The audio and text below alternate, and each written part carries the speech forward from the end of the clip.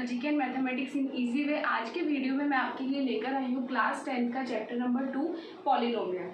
Class 9th में भी आपने पॉलिनोमियल पढ़ा है कि जो पॉलिनोमियल है वो वन वेरिएबल में और उसकी डिग्री क्या होती है ये देख रहे हैं, ठीक है। अब हम दोबारा से थोड़ा बहुत स्टार्टिंग से देख लेते हैं। जब आप कोई भी चैप्टर पढ़ोगे तो पहली बात आपको ये माइंड में क्लियर होनी चाहिए कि जो चैप्टर का नेम है उसका मीनिंग क्या है, उससे रिलेटेड जो भी बेसिक चीज़ें हैं वो सारी चीज़ें आपको याद होनी चाहिए, ठीक है। वो सारी चीज़ें जब आपको क्लियर हो जाएगी, एक एक कॉन्सेप्ट क्लियर हो जाएगा, तो पूरे चैप्टर को पढ़ने में आपको बिल्कुल भी जोर नहीं आने वाला, ठीक है। तो चलिए स्टार्ट करते हैं। पॉलिनोमियल जो आपने 8th 9th 7th 8th 9th में जितना भी पढ़ा है उसको फिर से रिकॉल करते हैं कि polynomials are algebraic expression that consist of variable and coefficient, ठीक है। जो पॉलिनोमियल होता है ये क्या होता है, एक अलजेब्रिक एक्सप्रेशन होता है और उस अलजेब्रिक एक्सप्रेशन में क्या क्या आते हैं, वेरिएबल और कोफिशिएंट आते हैं, ठीक है। तो वेरिएबल जो होता है ये ग्रीक वर्ड से मिलकर बना है। एक होता है पॉली और एक होता है नोमियल। पॉली का मतलब होता है मैनी और नोमियल का मतलब होता है टर्म्स, यानी कि डेफिनेशन में 3-4 छोटी छोटी चीज़ें आई हैं। तो चलिए उन छोटी छोटी चीज़ों को एक बार फिर से उनकी डेफिनेशन पढ़ लेते हैं, वो क्या होता है, ताकि कॉन्सेप्ट सारे क्लियर हो जाए। सबसे पहले इसके अंदर आया है वेरिएबल, एक वर्ड आया है वेरिएबल। तो इस वेरिएबल का मीनिंग क्या होता है, वेरिएबल क्या चीज़ होती है। देखो वेरिएबल का मीनिंग हो गया जो चीज़ वेरी करती रहती है, जिसकी वैल्यू कभी भी फिक्स नहीं होती, तो उसे हम क्या कहते हैं, वेरिएबल।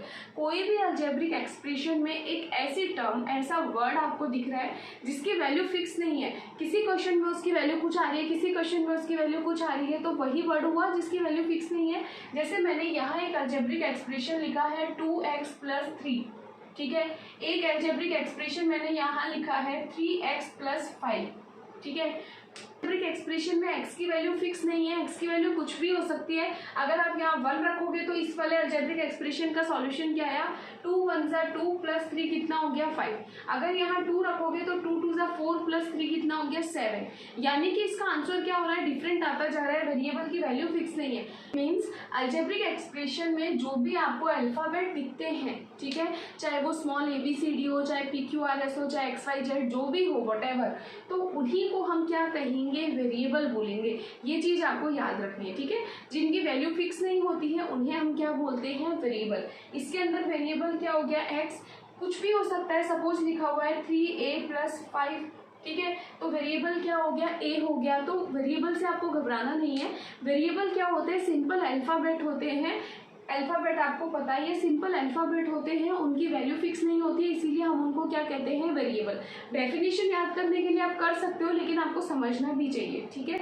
उसके बाद आता है कांस्टेंट, ठीक है, मतलब जिसकी वैल्यू फिक्स है, वो किसी पे भी डिपेंड नहीं कर रही। इस अलजेब्रिक एक्सप्रेशन में ये वाली अगर हम टर्म देखें तो इसमें कितनी टर्म हो गई, 2 टर्म हो गई।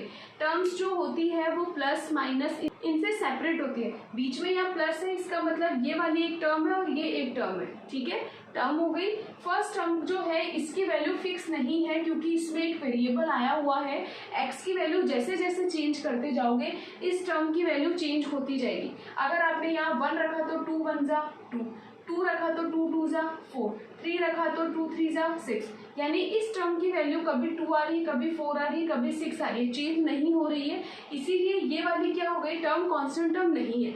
आगे वाली टर्म पे जाते हैं तो इसमें है 3, वेरिएबल पे डिपेंड नहीं है, चाहे आप इसमें x की वैल्यू कुछ भी रखो, इस वाली टर्म की वैल्यू ऑलवेज 3 ही आने वाली है। यानी कि ये कैसी टर्म हो गई, कांस्टेंट टर्म हो गई, ठीक है।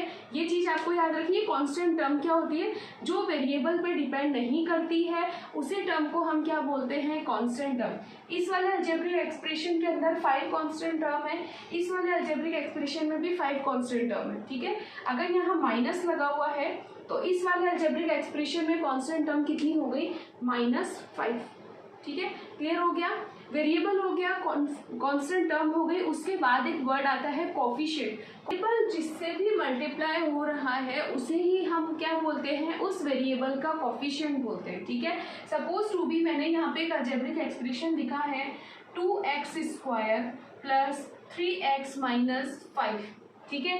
इस अलजेब्रिक एक्सप्रेशन में अगर आपको बोला जाए कि x का कोफिशिएंट क्या है, तो सबसे पहले तो आपको सारी टर्म के अंदर x ढूंढना है कि x कहाँ है।